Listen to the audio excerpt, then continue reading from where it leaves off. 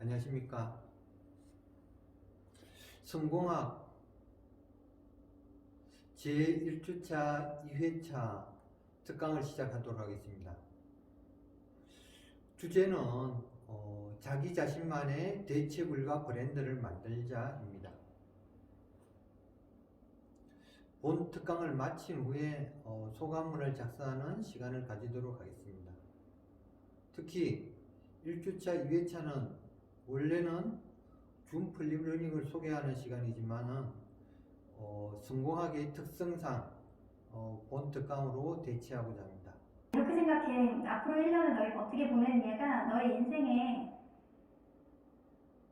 행복의 키를 좌우할지 몰라.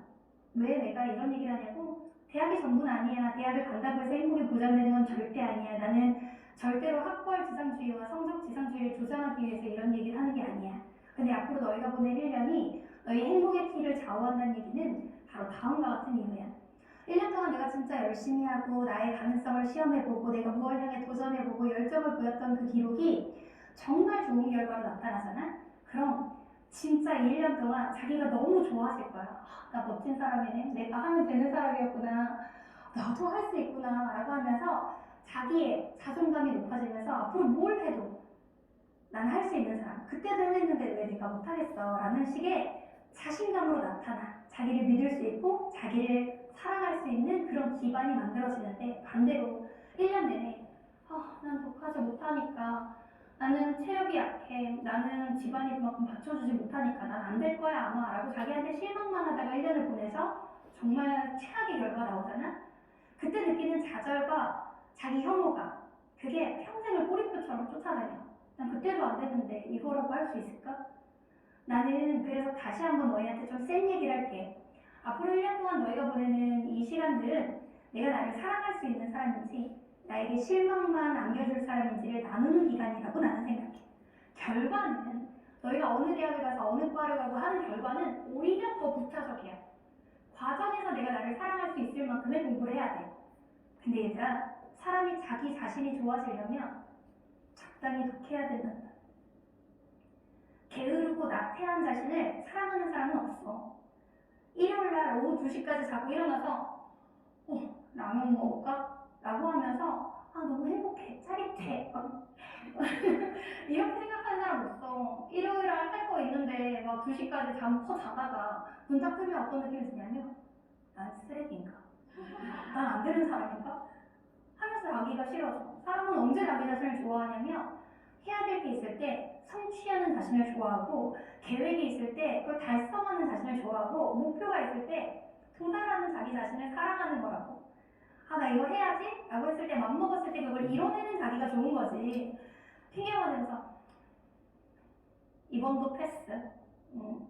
그냥 내일부터, 다음 주부터, 다음 달부터, 내년부터로 계속 미루게 되면 행복과 자존감도 뒤로 계속 미뤄지게 된다고 나는 생각해.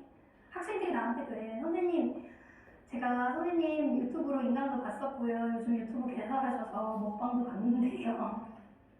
선생님 되게 좀 해피한 바이러스 같은 게 있는 것 같아요. 행복 바이러스 같은 게 있는 것 같아요. 선생님 어떻게 그렇게 자존감이 높으세요? 이렇게 물어보는데, 나는 항상 그랬어. 내가 이지영이라는 이름 석자를 가지고 어떤 걸 한다면 정말 제대로 해야 된다고 생각해. 나는 그게 나의 이름값을 다하는 거라고 생각하거든. 이지영, 실제로 내가 유튜브로만 볼 때는 몰랐는데 현강 들어보고 인강 들어보고 진짜 고3돼서 수업 들어보니까 이지영이라는 이름이 괜히 만들어진 게 아니더라. 나는 그걸 보여주고 싶어. 난 적어도 내 이름 걸고 쪽 팔리기 싫거든. 난 진짜 그래. 내가 먹방을 찍어도 허접하게 하기 싫어. 얼마나 연구했는데. 이게 다시 말하면 정말 나는 그래. 너희는 너의 이름 세자에 책임을 지고 있는 사람이야. 이름 뭐지? 손유호. 얘가 손윤호. 윤호. Do you know?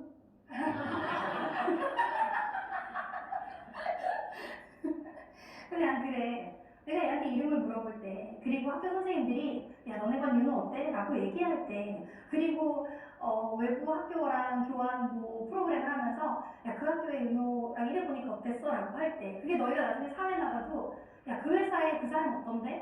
아니면 그 브랜드의 그 사람이 어떤 사람이야? 라고 물어볼 때 난 그 이름에 무게가 있다고 생각하거든. 그러니까 나는 너의 이름이 하나의 브랜드가 돼서 언제든지 다른 걸로 대체 가능한 대안이 아니라 대안이 없을 정도로 확고한 대체 불가능한 사람이 되었으면 좋겠거든.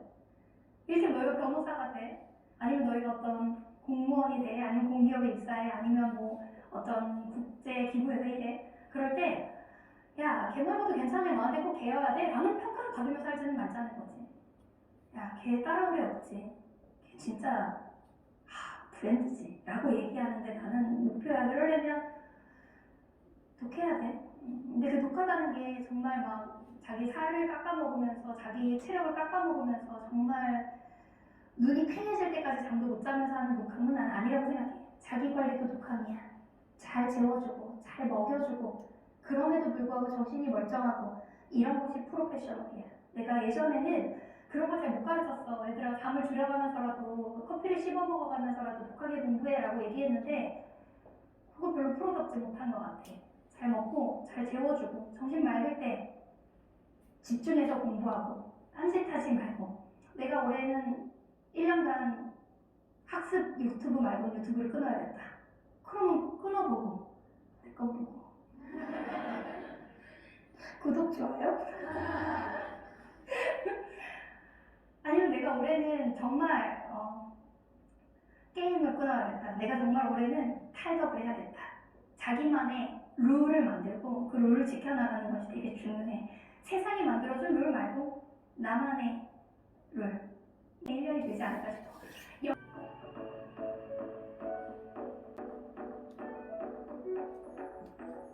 초등학교 때 일기장에 이런 말을 써놨어. 너희 어떻게 볼지 모르겠지만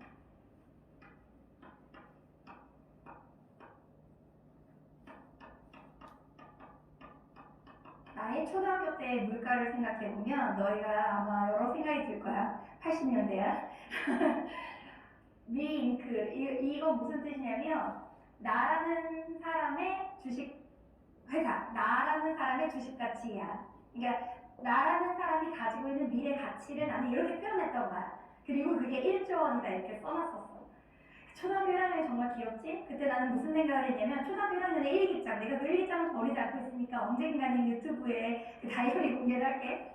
이거 유튜브의 순위등인 것 같다. 근데 거기다가 뭐라고 적어놨냐면 지영아, 너는 나중에 정말 큰 사람이 될 거야. 그래서 전 세계 사람들이 너를 찾아와서 조언을 구할지도 몰라. 그러니까 너가 전 세계 사람들이 찾아왔을 때 해줄 사인을 만들어야 되고. 초등학교 1학년의 감성이야. 그러면서 전 세계에 먹히는 거면 좀 여러 나라 사람들이 보더라도 의미 있는 거야. 그러니까 영어, 한자, 그다음에 한글을 섞어서 사인을 만들자. 그래서 내가 그 초등학교 때 만든 사인이야. 내가 지금 어떻게 사인하고 있냐. 오양 미자에 이름 이자에 한자를 갖다가 이렇게 쓰고, 그리고 영어로 필기체로 이렇게 적고. 초등학생이니까 영어 필기체가 더 멋있는 줄 알았어. 그리고 그 사인 받아가는 사람이 되게 중요한 날일 거라고 생각해서 그날 날짜를 쓰고, 그리고 그 사람에게 메시지를 적어주면서 내가 이제 너의 지역이라고 써줘야겠다. 이렇게 초등학교 때 만든 사인을 내가 지금까지 쓰고 있는 거야. 그때 초등학생 이지영이 뭐라고 생각했냐면 사람은 자기 미래에 어떤 가치를 부여하고 어떤 희망을 갖느냐에 따라 그 사람의 크기가 달라진다는 생각을 내가 그때 써놨어. 그래서 내가 앞으로 이렇게 이런 일을 할 것이다 라고 스스로에게 일종의 주문을 걸면 그 글은 힘이 있다고 생각해. 그리고 나는 그걸 어릴 때 아주 많이 20대의 나에게, 30대의 나에게, 그리고 노인 이지영에게 편지를 썼던 것 같아. 뭐라고 편지를 썼냐면 초등학교 1학년인 지영이가 25세 이지영에게 편지를 쓰는 거야. 안녕 25 이지영, 너 나이 진짜 많이 먹었다. 그때는 그 말을 먹은 줄 알았지. 너는 지금 대학을 졸업하고 이런 일을 하고 있겠구나 하면서 나는 너의 어린 시절이야 라고 하면서 일기를 쓰는 거야. 그러면서 내가 나에 대해 묘사해. 너는 이 나라에서 제일 좋은 대학에 다닐 거고 너는 나중에 한 분야의 1인자가 될 거야. 이런 식의 일기들을 써놓는 거야. 근데 나는 너희가 그 초등학생 그 어린 아이의 일기장의 감성을 유치하다 생각할 수 있지만 나는 한 25살, 30살 그리고 그 다음에 그 일기장을 펴봤을 때 어떤 생각이 들었냐면 이때 썼던 이 말은 힘을 가지고 있었구나라는 생각을 되게 많이 하게 됐어요. 그래서 오늘 한 해의 마지막에 우리가 현장에서 만났으니까 만났으니까. 그리고 이제 새로운 시작 앞에 만났잖아. 2020년에 이제 만날 거고. 그때 너희한테 하나 부탁해야지라고는 생각하고 와서 너희한테 하나만 부탁하려고 해. 나는 너희가 새로운 시작을 맞이하면서 본인의 10년 후에 일기를 좀 썼으면 좋겠어. 10년 후에 거는 정말 힘 있는 말, 그리고 자기 미래에 대해서 좀 직업이나 연봉으로 자기를 규정하는 게 아니라 내가 미칠 긍정적인 에너지와 사람들에게 미칠 긍정적인 영향력과 기운에 초점을 맞추는 일기를 좀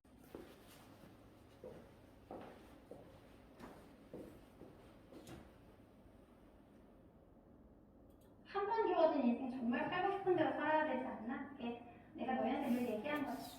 누구나 인생에 정답을 알고 있지 못하고 누구나 프로가 아니라 처음 사는 아마추어 인생을 살지만 그래도 한 번 사는 인생 그저 이리 끌려다니고 저리 끌려다니다가 내가 왜 이렇게 살고 있나를 생각하는 고민을 하는 것보다는 정말 내가 원하는 걸 얻기 위해 살아야 되지 않나?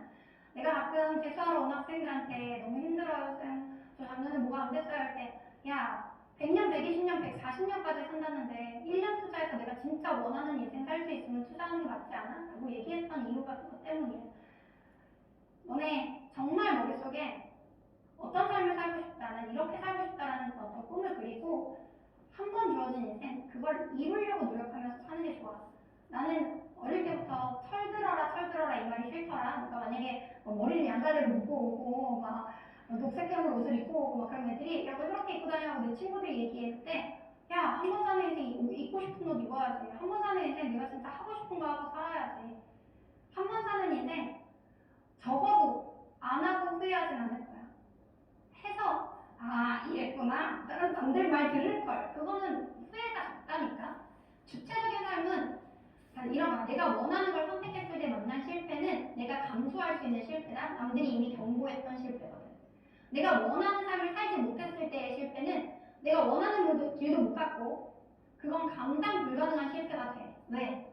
그때는 나를 탓할 수도 남을 탓할 수도 이게 완전 총체적 난국에 빠져버려. 하고 싶은 거 해. 원서 쓸 때 어디를 쓰고 싶다가 마음속에 굳었잖아. 어차피 어느 대학이든 다 경쟁률 높아. 그러니 어디가 더 합격률이 높을까라고 고민하고 계산해봤자 잘 생각해. 우리의 계산이 항상 맞지도 않아. 작년에 여기가 점프가 났대. 그럼 거기 오려고 핵폭발 날 수도 있는 거고 작년에 여기 핵폭발이었대. 그래서 그럼 올해는 점프가 아닐까 했는데 또 폭발 날 수도 있는 거고 경쟁률만 보고 가지 말고 마음의 소리를 잘 들어보면 이과를 내가 써서 평생을 이 전공을 했다는 것을 자부심을 가지고 살 수 있겠다면 내 인생에 정말 중요한 결단을 해봐. 또 하나, 나는 어쩔 수 없이 점수 맞춰서 가능성 봐서 써야 되긴 쓰지만 이걸 전공하느니 대학을 안 가느니만 못하겠다는 건 제발 하지 마.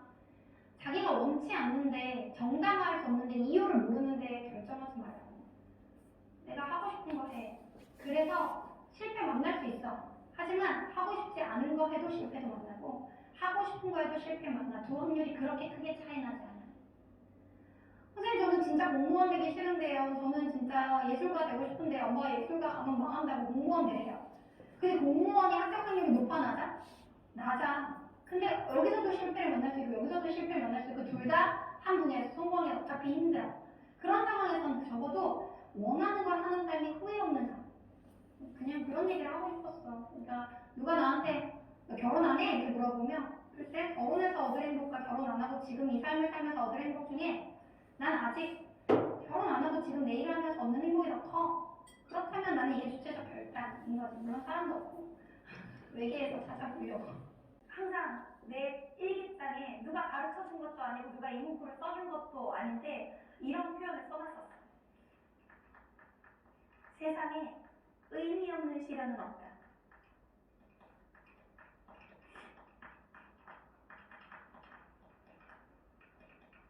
다시 2018년 4월로 돌아가 볼까?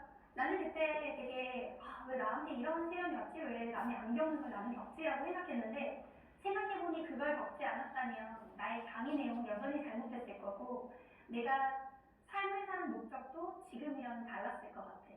나는 아프다 와서 인생이 180도 바뀌었거든. 그리고 얼굴도 좀 사람들이 선하게 바뀐 것 같다고 얘기를 해. 선생님 화장법 바꾸셨어요? 이렇게 얘기할 정도로 예전에는 뭔가 날카롭고 독한 측면이 있었다면 지금은 되게 푸근한 어디 같기요. 그래서 너희한테도 하고 싶은 말이 있어. 살면서 내 맘대로 안 되고 내 맘대로 안 되는 순간들, 잘 안 풀리고 뭐가 꽉 막힌 것 같은 상황들이 없을 수는 없어. 분명히 어떤 이유론가 만날 거야. 그게 나의 건강이든 부모님의 건강이든 아니면 경제적인 문제든 아니면 친구와의 문제든 아니면 학교에서의 여러 가지 루머든 나를 힘들게 하는 게 분명히 있을 수 있어. 하지만 그 사건을 너희가 단단히 버텨내기만 하면 그걸 겪기 전보다 엄청나게 크게 성장할 거라고 나는 생각해. 내가 그랬잖아. 우리 행복하려고 태어났다고. 우리 즐기려고 이 세상에 왔다고. 한 번 사는 인생 진짜 멋들어지게 살아야지. 그리고 정말 후회 없이 기춘 나가거든요. 후회 없이 살아야지. 그리고 적어도 일어나기 싫다. 피곤해. 자고 싶어. 이런 생각이 나의 생각의 대부분을 차지하는 게 아니라 오늘 뭐 하지? 오늘 뭐 재밌는 거 하지? 오늘 뭐 맛있는 거 먹지? 미래를 위해 뭘 준비하지? 일기장에다 좀 써볼까? 내가 나중에 하고 싶은 거? 나를 신나게 하고 나를 가슴 터질 것 같게 하고 나를 정말 동기부여해주는 것들을 찾아 나가는 삶을 살아. 얘들아, 대학이 모든 걸 보장하는 시대는 진짜 끝난 것이 사실이야. 요즘 학생들은 우스갯소리를 이렇게 얘기해. 선생님, 대학 꼭 가야 돼요? 대학 나와도 백수, 대학 안 나와도 백수라는데요? 정말 시니컬한 질문이지만 아니야, 대학 나와야 취직하지라는 대답을 나는 양심상 절대 하지 못하겠어. 그럼 대학에 취직을 보장해주는 것도 아니고 행복을 보장해주는 것도 아니고 하물며 서울대를 가도 고군분투하면서 자기개발을 해야 된다는데 우리는 공부를 왜 하는 걸까? 잠시 내 대학교 1학년 때 얘기를 잘 해보려고 해. 자, 내가 대학교 1학년 때 첫 수업을 듣던 날이었어. 너무 가고 싶은 대학에 들어갔고 그 처음에 그 샤대문에 들어갈 때부터 좀 설레기도 했고 교수님이 수업에 들어오셔서 어떤 얘기를 하실까, 서울대 수업은 어떤 수업일까 너무 궁금하기도 하고 그래서 듣고 있는데 교수님이 탁탁탁탁 들어오셔서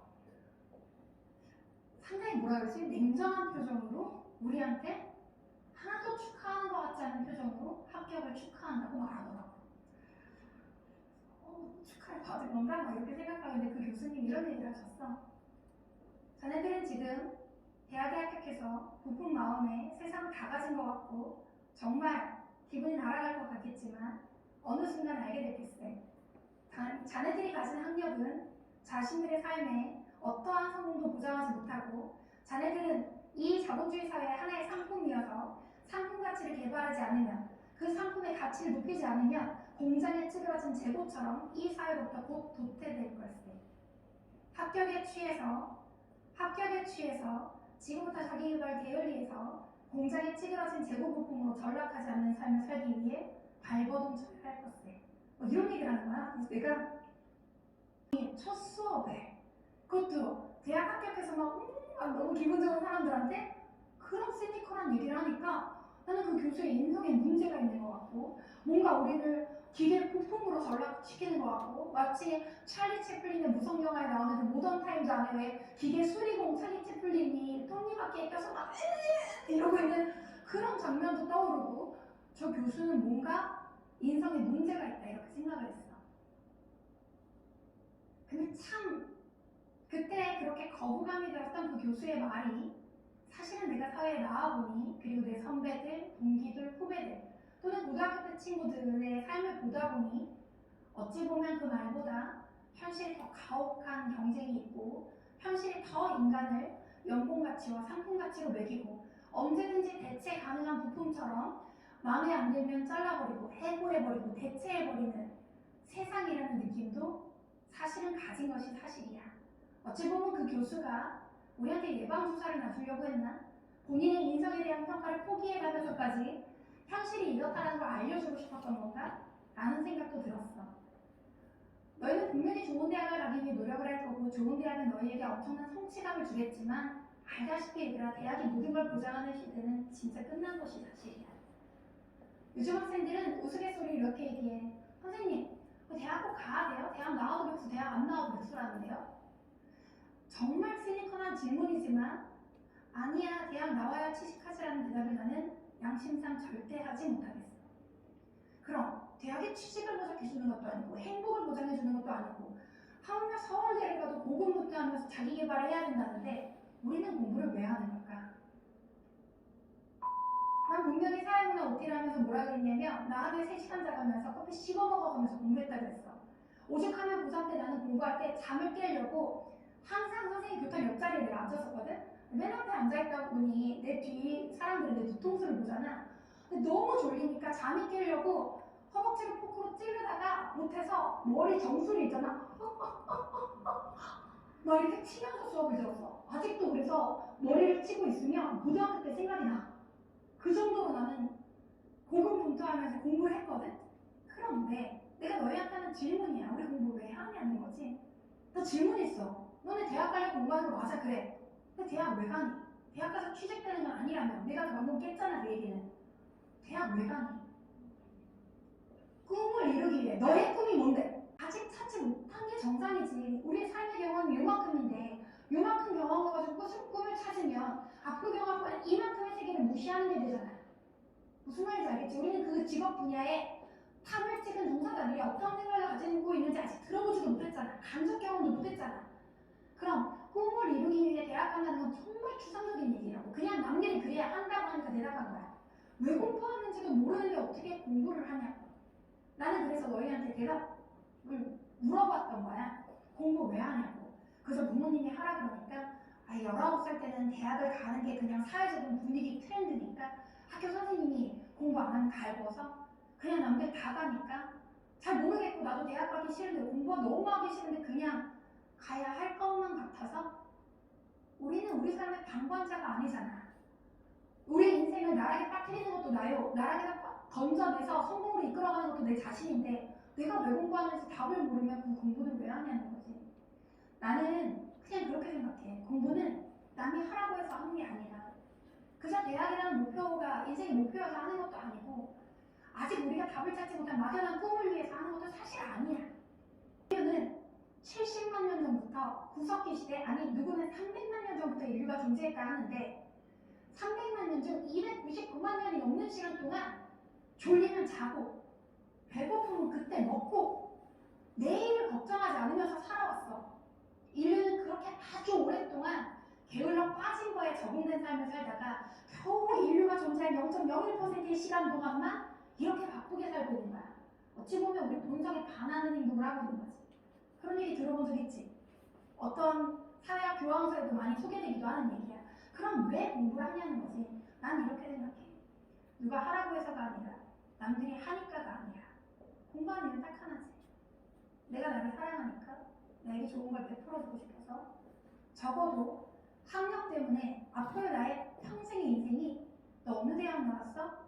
라고 사람들이 바라보는 그 비등한 시선에 서럽지 않기 위해서 내가 나를 사랑하니까 더 당당하기 위해서 당차기 위해서 적어도 이 거대한 자본주의 톱니바퀴 속에서 찰리 채플린의 무장유화처럼 언제든지 대체 가능한 부품이 되는 게 아니라 언제든지 대체 가능해서 다른 사람으로 언제든 교환돼 버리고 내가 버려지고 도태되는 게 아니라 대체 불가능한 사람이 되기 위해서 내 이름 3글자를 읽었을 때 사람들이 그 사람 우리나라에서 그 분야에서 그 사람 빼고는 말할 수 없지.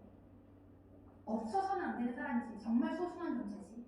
그 사람 정말 그 분야에서 인류에 선한 영향력을 미치는 사람이지. 그런 자존감을 세우기 위해서 우리 공부하는 거야.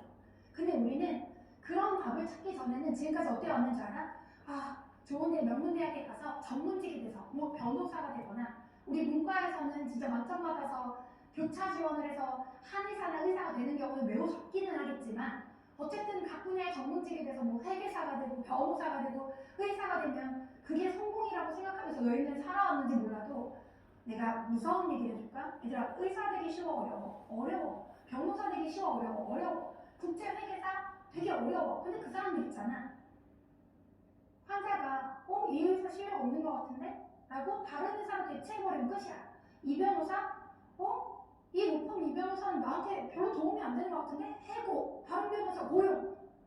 아무리 전문직이 돼도, 아무리 우리가 한 사회 한 분야의 탑이 돼도 솔직히 언제든지 대체 가능한 부품이 되면 그건 우리의 자존감을 세우기에 올바른 삶의 방향은 아니잖아. 난 그래서 너희한테 딱 한마디 하고 싶어.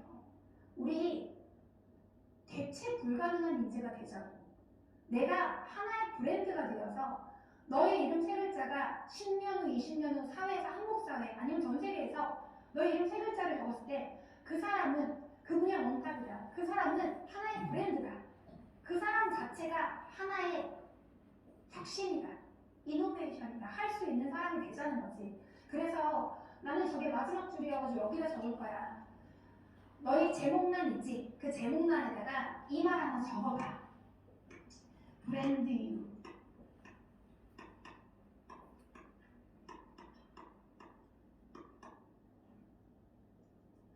본인을 하나의 브랜드로 만들라는 거야. 앤드류 카네기라는 사람이 이렇게 얘기했다. 젊은이여 그대의 이름을 가치 있게 하라. 내가 나를 사랑해서 내가 나에게 좋은 걸 베풀어주고 싶어서 적어도 학력 때문에 서러움 당하지 않고 내가 한 분야의 독보적인 브랜드가 되기 위해서 대체 가능한 부품으로 취급당하는 게 아니라 대체 불가능한 사람이 되기 위해서 하는 공부였으면 좋겠어. 나 그럴 것 같거든.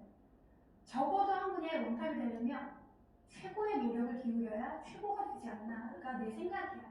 스스로에게 부끄럽지 않은 노력을 기울이자는 거지. 강의실의 학생들이 하나 둘씩 입장합니다. 넓은 강의실은 어느새 그를 기다리는 학생들로 가득 메워졌는데요. 학생들은 모니터에서만 볼 수 있었던 선생님을 직접 만날 수 있다는 기대감에 한껏 설레어 있습니다. 그 시각, 그가 특강을 위한 모든 준비를 마치고 강의실을 향합니다. 그가 강의실에 들어가자 학생들은 좋아하는 연예인을 맞이하듯 열렬하게 환호합니다. 이지영 씨는 수업에서 공부 방법뿐 아니라 학생들을 위한 다양한 이야기거리도 준비했습니다. 화기애애한 분위기에서 강의하던 그가 갑자기 자신의 성장 과정을 꺼냅니다.